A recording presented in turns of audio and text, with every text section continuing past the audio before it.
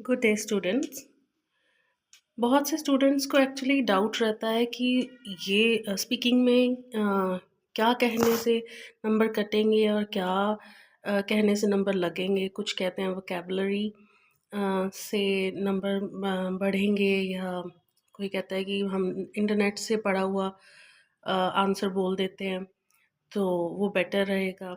सो इन सब कन्फ्यूजन्स को क्लियर करते हुए मैं आपको एग्जैक्टली जो आईटीपी ने हमें फॉर्मेट दे रखा है, मैं उस हिसाब से आपको बता रही हूँ। ये देखिए, मैं आईटीपी की ऑफिशियल बुक से आपको ये स्टेटमेंट दे रही हूँ कि स्पीकिंग में उनके पास ये कुछ 4 कॉलम्स बने होते हैं और इसमें वो अपने कमेंट्स लिखते हैं।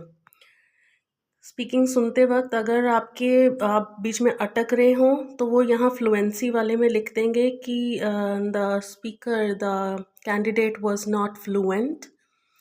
एंड कोहेरेंस का मतलब होता है कि लिंक करना अपने आइडियाज़, कि मतलब ये नहीं कि आप कहीं कभी बात करते टाइम कभी आप अपनी फीलिंग्स के बारे में बताने लग जाएं, कभी आप कोई पुराना इंसिडेंट बताने लग जाएं। तो कोहेरेंस होना ज़रूरी है। कोहेरेंस बनाने के लिए ही आपको क्यू कार्ड में क्यूज़ दिए जाते हैं। Who is the person, where you met him, और how what you did together and how you feel about it. So ये कोहेरेंस बनाने के लिए दिए जाते हैं आपको, ताकि आप जो है उस बात को एक कनेक्टेड वे में बोल पाए। इसीलिए आपको मैंने भी समझाया हुआ है कि आप जो है क्यूज़ के अकॉर्डिंग आइडियाज़ कलेक्ट करके उसी सीक्वेंस में ही बोलें। ओके। सो कोई नंबर बैंड का यहाँ से कोई 1-2 नंबर नहीं लगाते, वो आपके कंप्लेंट्स एंड पॉजिटिव पॉइंट्स लिख लेते हैं, फिर उनके हिसाब से वो एक एग्रीगेट जो है आपको दे देते हैं। सो नेक्स्ट पॉइंट है लेक्सिकल रिसोर्स, कि accurately use of attempt of wide range of vocabulary accurately and effectively.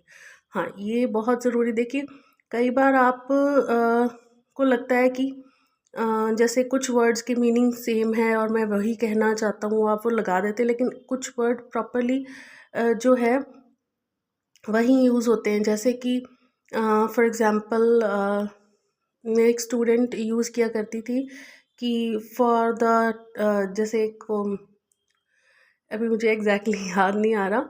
तो मतलब एग्जैक्टली वही जो शब्द जिसके लिए, जैसे वो सैलरी के लिए एक वर्ड, पर्टिकुलर वर्ड जो है यूज़ होता था और वो हर जगह लगा देती थी उसको। सो ऐसा कुछ आपको नहीं करना है। आपको जो शब्द जहाँ के लिए बना है, जैसी आप बात कर रहे हैं, अगर आप अपने टेक्नोलॉजी से रिलेटेड बात करें तो वही शब्द जो टेक्नोलॉजी में यूज़ होते हैं वही आप इसमें इस्तेमाल करें। और इनमें सबसे ज़्यादा कंफ्यूजिंग रहता है प्रेपोजिशंस को लेके एक्चुअली, क्योंकि कहीं आपको एट इन का कई बार डाउट रह जाता है कि टाइम या प्लेस को लेके उनके यूजेज। तो in the coming videos I will definitely elaborately tell you how to use the right preposition at the right place.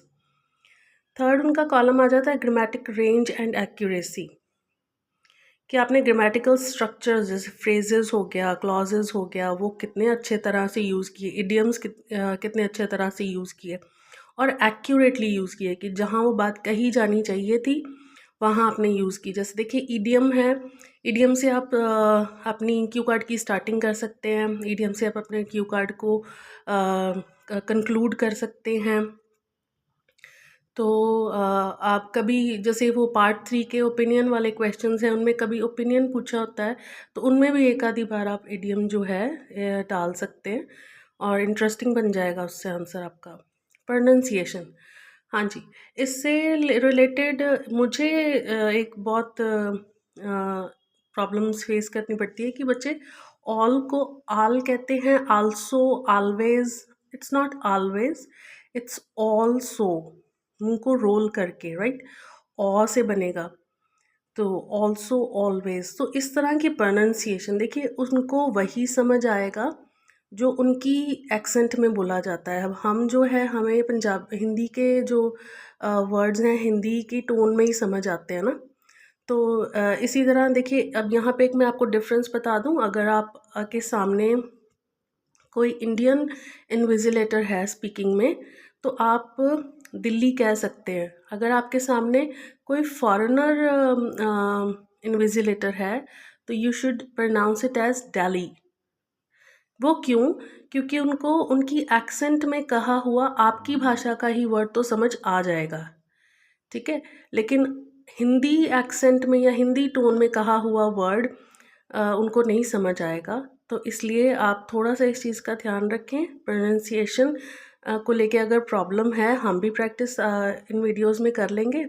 और आप वैसे भी इंटरनेट पे जिस वर्ड को लेके डाउट हो आपको स्पीकिंग की तैयारी करते वक्त, तो उसको आप डेफिनेटली गूगल पे उसकी प्रोनाउंसिएशन चेक करें और ट्राई प्रैक्टिस करें उसको, ठीक है। बिकॉज बहुत से कुछ कॉमन वर्ड्स होते हैं, 20-25 वर्ड्स हैं जो आप हर स्पीकिंग में उनको ऐड कर सकते हैं।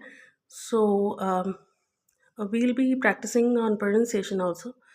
And this is how your speaking paper will be assessed, right? तो कोई ऐसे नंबर नहीं लगते, और नंबर कटते किसके हैं? अगर आप रुकेंगे, फ्लुएंसी नहीं रहेगी तो, राइट। अगर आप बातों को जोड़ेंगे नहीं, अगर आप वाइड रेंज ऑफ वोकेबलरी नहीं यूज़ करेंगे, सिंपल सिंपल बातें ही कहेंगे, जहाँ कुछ अच्छी फ्रेजेस यूज़ की जा सकती थी वहाँ नहीं करेंगे तो नंबर कटेंगे।